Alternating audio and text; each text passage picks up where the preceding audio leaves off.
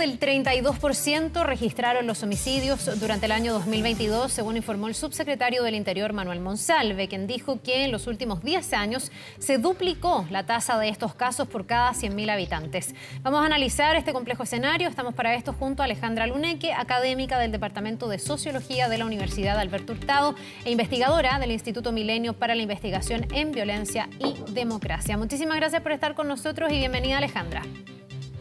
Gracias a ustedes por la invitación.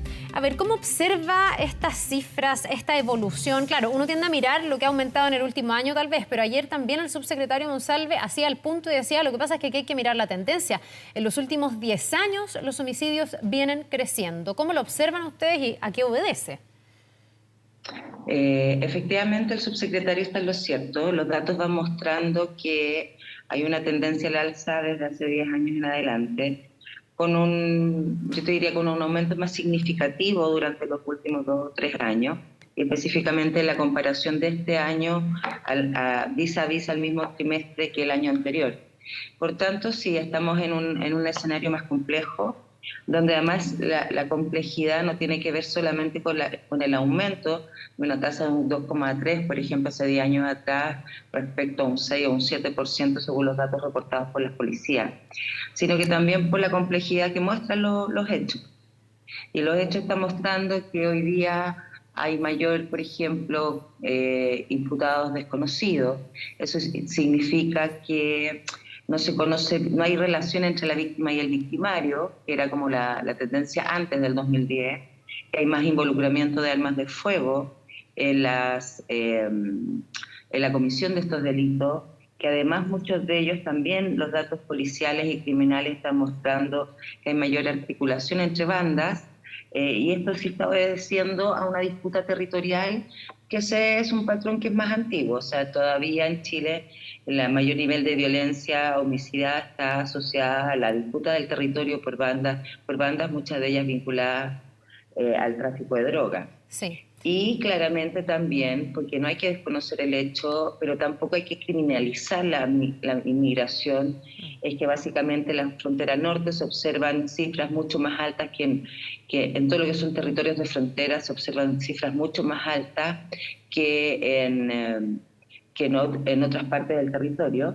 y que claramente hay, por tanto, una mayor demanda, un mayor desafío de cómo se aborda esto por parte del Estado. Alejandra, tú nombraste, decir. Sí, has nombrado varios factores que cada uno, yo me imagino, también nos permite hacer un clic y hacer como un análisis. Quiero partir por el tema de la mayor impunidad, el que tengamos homicidios donde ni siquiera se llega a establecer quién pudo haber sido.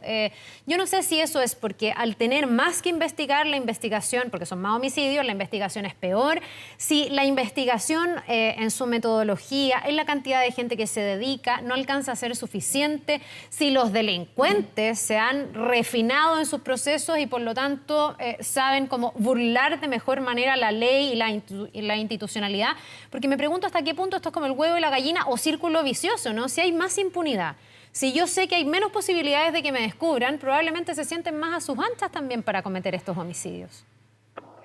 Sí, pero aquí hay un factor que es bien crítico, todas las anteriores, pero un factor crítico es que hay un alto porcentaje de víctimas de homicidio que no tienen registro, que no tienen identificación. No hay cómo seguir la pista. Llegar al imputado. Ya, es que te habíamos dejado, o sea, estábamos muteados, entonces no te escuchábamos. Ahí sí, Alejandra, nuevamente para que puedas retomar la idea, por favor. Sí, que hay un alto porcentaje de víctimas que no tienen identificación. Muchos de ellos son migrantes y al no tener una víctima identificada, también la persecución del victimario es mucho más difícil. Claro. Por tanto, eso ya es algo distinto a los otros factores que es como que se observa más hoy que a lo que se observaba antes. Claramente también hay que mejorar, por cierto, todo lo que tiene que ver con la ley de inteligencia policial, hay que mejorar los procesos investigativos, hay que mejorar también, y esto es algo que es que lamentablemente la ley el acuerdo y la política de crimen organizado contempla menos, hay que ver cuánto es la penetración de lo ilegal y de las bandas, etcétera, y de la corrupción en nuestras propias instituciones, Carla. Ya, eso por un lado. Tú también, y también lo decía ayer la autoridad, lo decía el subsecretario, uno de los factores que explica que haya más homicidios también, o no sé si más homicidios, pero que ha cambiado la naturaleza muchas veces de esos homicidios, es que hoy día hay muchos más homicidios que se hacen con arma de fuego. ¿Cómo ha evolucionado eso? Antes teníamos más homicidios con arma blanca, con otro tipo de método, que hoy día en el fondo han sido reemplazados por las armas de fuego que al parecer circulan con más facilidad que antes, por lo que uno presume. Exactamente, hoy día más del 50% de estos homicidios están siendo cometidos por armas de fuego de distintos calibres. Y antes eran más armas blancas y además pues te digo que había relación entre el victimario y la víctima. Por tanto, hay muchas más formas de llegar a concretar una investigación o que esa investigación criminal y la inteligencia sea más exitosa. Normalmente a nivel global, cuando aumenta el mercado de la droga y los mercados ilegales, drogas y armas de fuego van en paralelo, no son procesos distintos. Entonces, es sabido por la literatura internacional, por los estudios internacionales, que el mercado ilegal de drogas, por ejemplo, va de la mano con el mercado ilegal de armas. Ya, y ahí nos falta, ¿qué? Fiscalización, porque uno también dice, esas armas de algún lado vienen, muchas veces incluso estas bandas las exhiben, las ostentan a través de redes sociales, entonces, ¿qué pasa? Que no se logran pesquisar. ¿De dónde vienen? ¿Vienen de afuera? ¿Circulan acá? ¿Habrá corrupción también al momento de las armas? No sé, personal armado que termina extraviando, entre comillas, el arma y esto termina en manos de un delincuente. Y la gran explicación que siempre dan las autoridades que es que personas que tenían su arma en su casa registrada terminan en un atraco, en un asalto, en un robo, facilitándole el acceso a las armas a los delincuentes. No sé cuánto de cada cosa explica de alguna manera. Lamentablemente no tenemos datos públicos para poder hacer ese análisis. Yo tampoco sé si lo tienen las instituciones tan detalladamente como tú lo estás señalando. O sea, cuánto el porcentaje de armas realmente vienen de las casas, cuántos entran por mercados ilegales, cuáles son las rutas de esos mercados ilegales de las armas. Yo creo que aquí no solamente hay que perseguir a estas bandas criminales, que además son bandas, en el fondo esto también ha pasado en muchas otras sociedades, se persigue al más directo, no se persigue el flujo, por ejemplo, del lavado del dinero, no se persigue de los grandes montos de dinero que hay detrás de estos mercados, se persigue siempre el delincuente más pobre, el más chico, el que está en la calle. Por otro lado, no tenemos tanta claridad, yo te diría, respecto a la penetración del Estado. Hoy día la ley, o la política, no la ley, la política de crimen organizado apunta en esa materia, pero yo te diría que hay un factor que es anterior a todo eso y que es más de voluntad política y institucionales, que es una mejor coordinación entre las policías, la fiscalía y todo lo que es el sistema de justicia criminal. Aunque tú no lo creas, nuestro Estado todavía es muy precario para poder pesquisar este tipo de flujos y este tipo de trayectorias. Y cuando uno trabaja en los territorios y se da cuenta de cómo esto opera, el Estado es muy precario en términos de control y en términos de prevención también de la violencia. Una cosa son los anuncios, los programas, pero otra cosa muy distinta es cómo esos programas llegan a los territorios y bajan a los territorios y se articulan en los territorios. Entonces yo te diría que aquí hay un déficit de Estado y un Estado muy enquilosado para hacerse cargo de problemas que son muy complejos. Entonces uno esperaría que hubiera esa articulación, que es como lo mínimo que uno espera dentro de un sistema de justicia criminal, pero no necesariamente la hay. Y eso es bien grave, y eso hay que decirlo con toda simpleza. Ahora, es bien como que angustia un poco, porque en el fondo uno ve que hay una mesa de trabajo en torno al crimen organizado, que se busca articular desde ahí algunas medidas, desde leyes hasta cosas operativas. Hay una subsecretaría de prevención del delito y, bueno, todo el rol que tiene el Ministerio del Interior. ¿Por qué toda esa institucionalidad no alcanza a avanzar, no alcanza a coordinarse de manera de ir neutralizando a estas bandas que son cada día más violentas, que están más organizadas, que hoy día ya tienen incluso tentáculos internacionales, que es lo que hemos visto con el Tren de Aragua y otros. ¿Por qué nuestro Estado permanece siendo precario frente a esta delincuencia que avanza, frente al crimen organizado? Hay varios factores. Hay factores internos de las instituciones que a veces algunos incentivos están mal puestos. Por ejemplo, cuando tú tienes ciertos incentivos en ciertas instituciones que pueden terminar siendo incluso bonos por cierre de casos, tienes un incentivo que es perverso. Cuando tú tienes un incentivo de desempeño a los funcionarios por cantidad de detenciones o de controles de identidad, eso hace que tus indicadores de desempeño y de logros estén por coberturas y no necesariamente por impactos o resultados más efectivos. A nuestro Estado, y no solo en esta materia, les falta pasar de indicadores de verificación basados en las coberturas de cuántos procedimientos, cuántos allanamientos, que es un poco lo que ustedes mismos ven, o que todos vemos en las noticias respecto, hoy se allanaron no sé qué cantidad de hogares. Siempre los indicadores son esto es bien técnico, pero los indicadores son por coberturas, por cantidad de cosas hechas o de actividades hechas.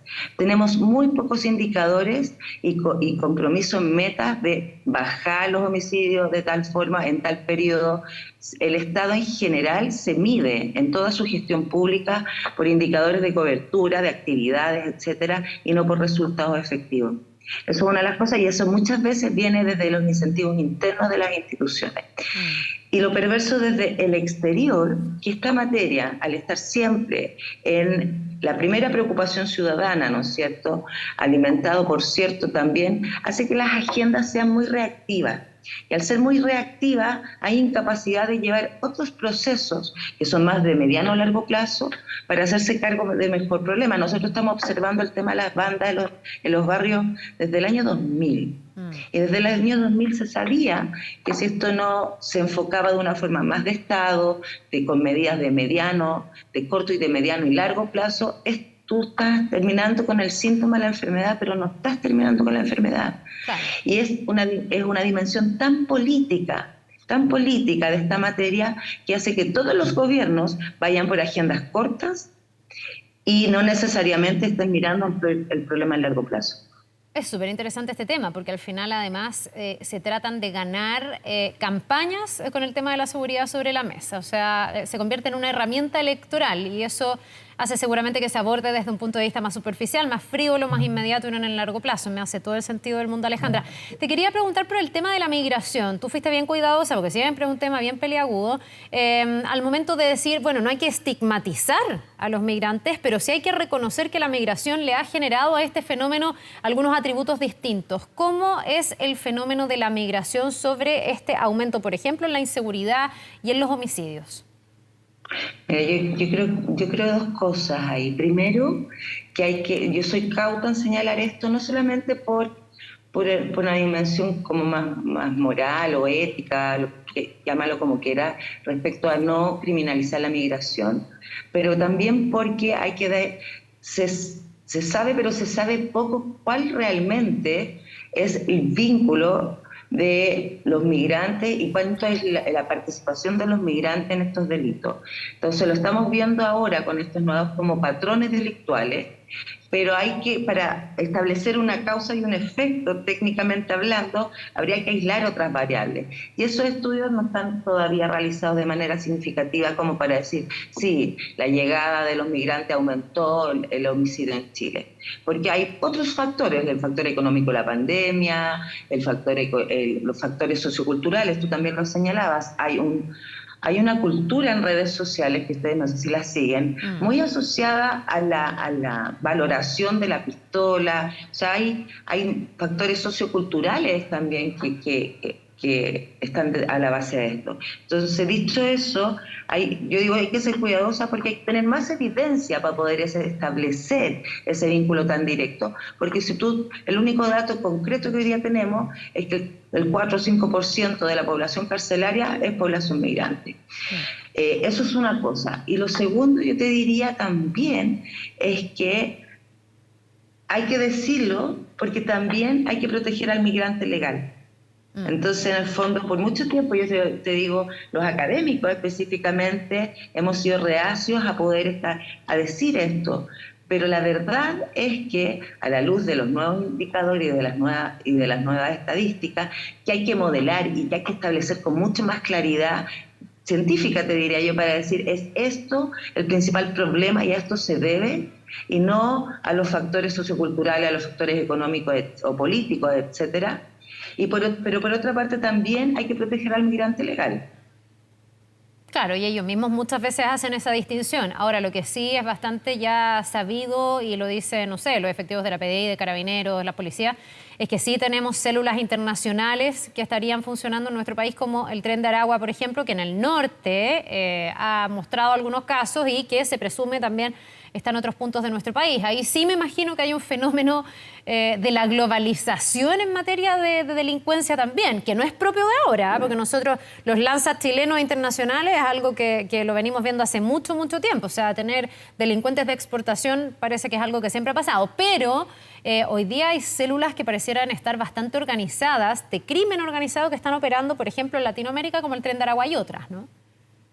Exactamente, y era imposible pensar que eso no nos iba a pasar cuando estamos localizados en la región más violenta del mundo y con mayor nivel de criminalidad en esta materia y de una criminalidad más compleja.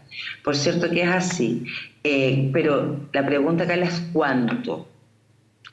En el fondo, hablando a la ciudadanía, a las personas que nos están escuchando en este minuto, sí se sabe, pero el tipo de violencia, las balaceras, los homicidios que nosotros estamos observando, y así lo están mostrando algunos estudios, están más asociados a muchas bandas operando en distintos territorios que a gobernanzas criminales tan instaladas.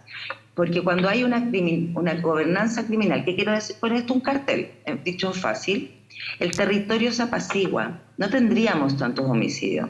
Entonces, por tanto, y tantas balaceras y tantos conflictos, o esto que está pasando en el centro de Santiago, de estas mafias que se toman las veredas, es todavía un estadio, como yo te diría, más de desorden en el territorio.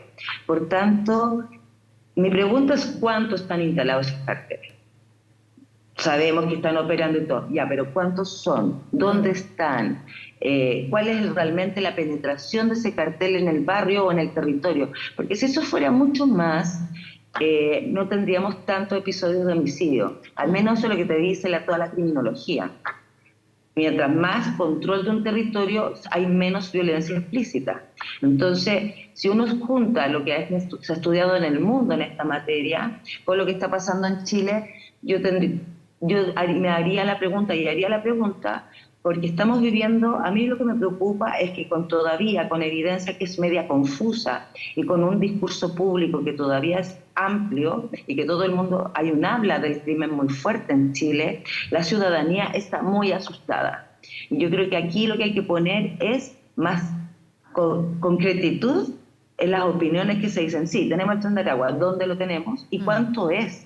Porque en el fondo eso no se condice con lo que yo veo en las periferias de las ciudades, que básicamente hablan de bandas más anómicas o más de desorden en el territorio, que sí se van a disputar una esquina y se van a matar entre ellas, ¿te fijas?